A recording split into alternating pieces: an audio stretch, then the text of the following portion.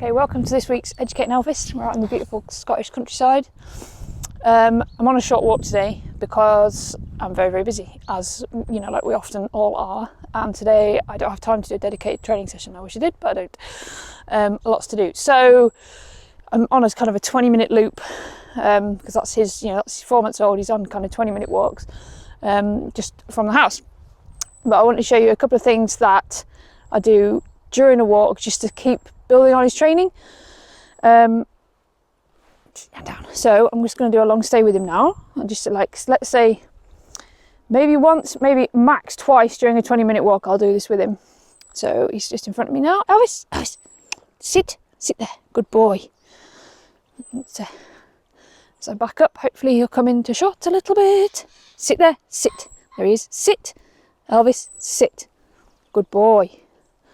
Elvis, sit. Good boy. I'm now 7 or 8 meters. Oh Lord, I'm going to fall over. Elvis, sit. Good boy. Sit. Now, he's looking like he's about to break, so I'm going to ask him to come now. Here. Good boy. That's it. Good boy. So I'm doing that maybe like once every or twice every walk. And what are you doing? Elvis, get down. Yeah, this is the next thing I'm going to talk about. Once or twice a walk. The key is definitely to watch when he's gonna break, and to make sure that I ask him to come before he breaks. And gradually, that's getting further and further away, which is for me personally one of the key things training for him, because I want him to stay when I put him in a position because for my photography. So this is one of the big things training for me. So we'll carry on around this walk. Okay, so as we carry on walking around, I'll discuss what my biggest issue at the moment is with him. It's definitely jumping up. Like 100% is this becoming a problem. Well, I mean, he's a small dog. It's not like, he's knocking anybody over or anything, but he jumps up. As soon as he sees someone, he gets excited. He's been trained, in inverted commas, by all the people that we meet out on walks, that if he goes for sprinting up to them, that he gets to jump up. His recall's pretty good now, in the sense that even if he starts running towards someone, I can pretty much get him back. But it still doesn't negate the fact that at some point those he gets up to those people, which I want him to do because I want him to be a kind, friendly, sociable dog. And he jumps up, they pet him, and that's it. So it's going to have to be something that I'm going to have to take in hand and address at some point. As and when I do that, I don't know. I need to either keep him on a lead or be more firm with other people and just say, please don't let him jump up, because we don't let him do it at home.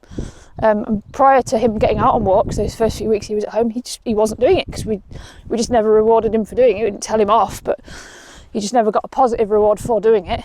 And now he is. So, like, if you're watching this and you haven't quite got to the walk stage with your puppy, bear that in mind. I mean, he's a border terrier. He's not big. He's never going to be big. But if you've got a big breed of dog, it's going to be an issue. So, that's definitely something that I've got to take in hand because it's starting to annoy me a little bit. Okay, guys, I'm just going to do another long stay with him. Sit. The other thing I've introduced this week is a whistle. Sit. Good boy. Sit. Alice, sit. So I've got my hand up. You can't see where else. Sit. Here. Good boy.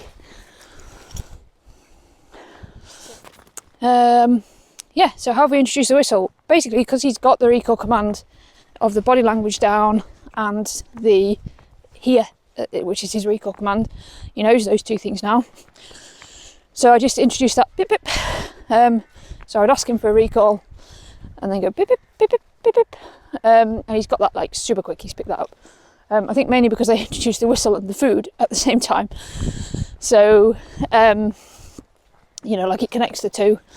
That whistle is how I could get him away from a big distraction, and I have done a couple of times. There was 3 dogs playing, and even I was a bit like, oh, do I even try here? Because you don't want to you know, like you don't want to detrain, you don't want to do something and have them not do it. It's better just to not do it and just go and fetch him and bring him in, you know, physically fetch him and bring him in. And I thought, so I gave it a go, pip pip, and he was with me like straight away, which is the power of the food, because he is the world's most food driven dog. So it has worked. Quite a few people are surprised how well it worked actually, as was I. Yeah, so that's great.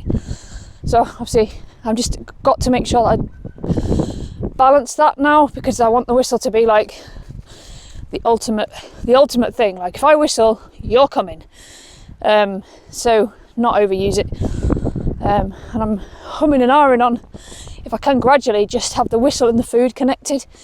So if I can get him recalling without food, just coming back to me, just because we've got that working relationship, then I'm going to gradually less and less food. But every time there's a whistle, there's food, so that he connects the whistle with the food, and that's my ultimate like, right, back here, fella. So that's the plan for the next few weeks, really. And at some point to start a bit of hill work with him, because he sort of trots along next to me quite nicely. Here, good boy. Yes, you are, good boy. Yeah, and things like that. I don't have time to go out and do a dedicated training session today, but he was quite a way off. He'd just got on a scent and thrown a recall. Still training. You know, I could have just left him, and I could have just walked on, and he would have come with me. So, yeah, that's it. That's this week really. The jumping up is an issue. It's becoming a problem, and I'm like, I need to mentally take the leap to get on top of it. The recall and all that stuff's going really, really well. And we're just carrying on, and he's great. He's growing. He's still awesome fun. And we still love him to bits. Yeah. See you next week. Okay, another dog coming here. Elvis, that's it. Good boy. He's right by my feet. Keep him in. Elvis. Nope. Elvis. Here. Come here. Good boy. Elvis, come here. Good boy. Elvis. He's in. Elvis. Not working. Elvis, here. Get here. Good boy. Good boy. Well done. Good boy. Okay, so here's a point, right? When I'm doing these video diaries, I'm half concentrating on him and I'm half concentrating on this. So that little exchange with that dog there, I can't guarantee this, but I'm relatively sure, had I not been trying to film it and I'd not been half concentrating on him and half concentrating on this, it would have gone a bit better. I mean, he did come back, but like 2 days ago, when I was out just working solely on that with him, he was coming back straight away. And I think he A, knows, or B, I'm just not committed in the same way. He feels that sense, because I'm kind of half committed to filming and half committed to training him. It flows. I think that's, in my situation, it's this filming that's causing that. But for everyone else, if you're not focused on them as a young dog, and you're distracted, or you're not really putting the 100% into it, you know, it's not gonna go as well. Seems like a really obvious thing to say, but it you know, it plays out every time. And I know, you know, I'm not filming it when it's going super well, and there'll be people going, well, it's just saying that because, you know, says this dog does all this great stuff when she's not filming, and then when she's filming he doesn't do it. But you know, it's true. So yeah, like, concentrate on and put the time in, put the effort in. You know, it doesn't have to be like concentrated effort. It just, when you're doing that training, focus on that training. Don't let other stuff distract you. Don't let people distract you. Don't let filming distract you. Whatever it is.